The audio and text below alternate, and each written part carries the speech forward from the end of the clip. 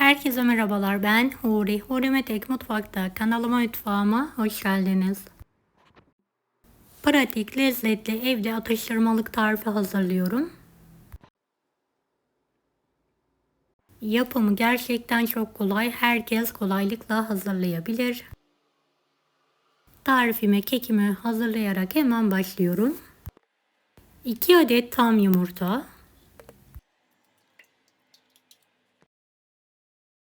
karıştıralım. Yarım su bardağı toz şeker, 1 paket vanilya,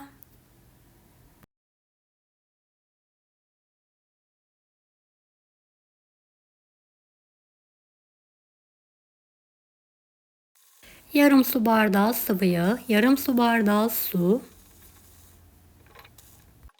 1 su bardağı un, yarım paket kabartma tozu, 2 yemek kaşığı kakao. Tüm malzemeyi homojen olana kadar karıştıralım.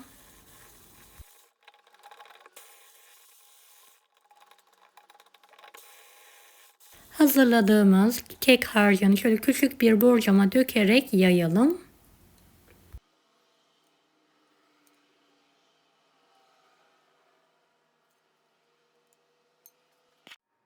...165 derecede pişirmeye bırakıyorum.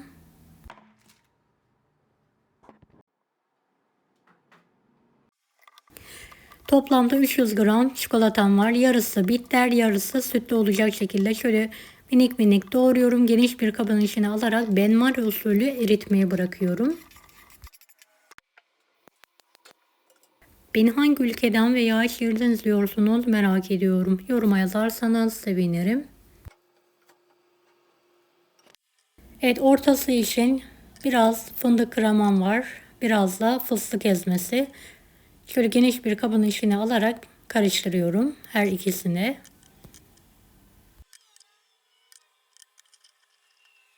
Evet, karıştırdıktan sonra sıkma poşetinin içine alıyorum. Poşetin ağzını bağlıyorum. Pişen kekimi fırından çıkartıyorum.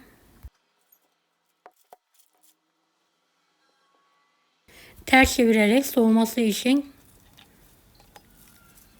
biraz bekliyorum.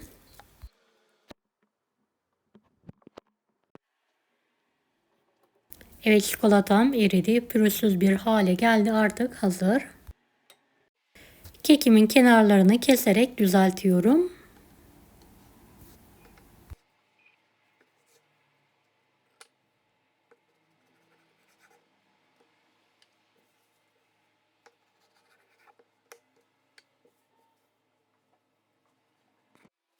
Kalan keki de şöyle istediğiniz büyüklükte ebatta kesebilirsiniz.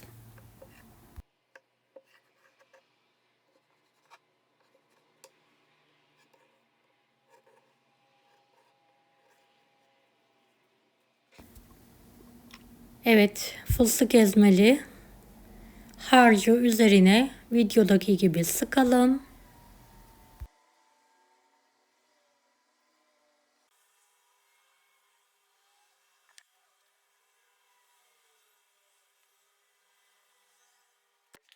Eritilmiş çikolataya biraz yer fıstığı ekliyorum, karıştırıyorum.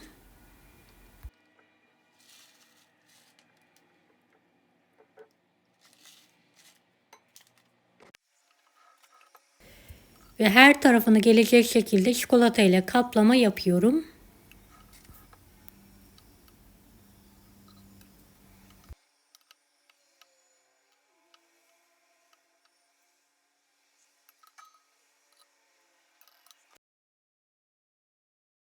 Evet, hepsini aynı yöntemle çikolata ile kaplıyorum.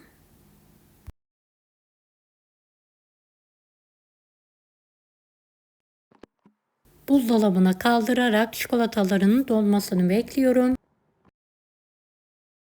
Evet, gördüğünüz gibi çikolataları dondu. Dikkatli bir şekilde çikolataları kırmadan tahtadan kaldırıyorum. Dilerseniz fırın kağıdı üzerinde de dondurabilirsiniz.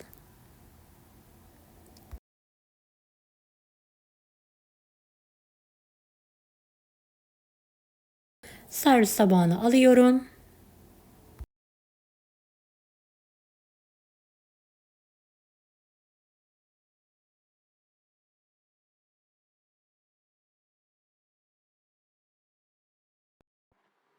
Gerçekten muhteşem oldu. Çayın kahvenin yanında tüketebilirsiniz.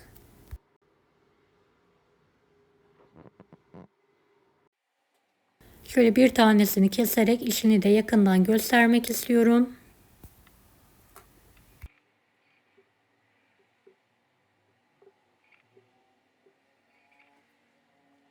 Deneyecek olan herkese şimdiden kolaylıklar dilerim. Allah'a emanet olun. Hoşça kalın.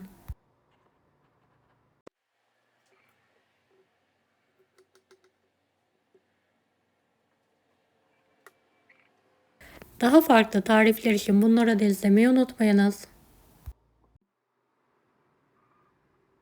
Kolay gelsin herkese.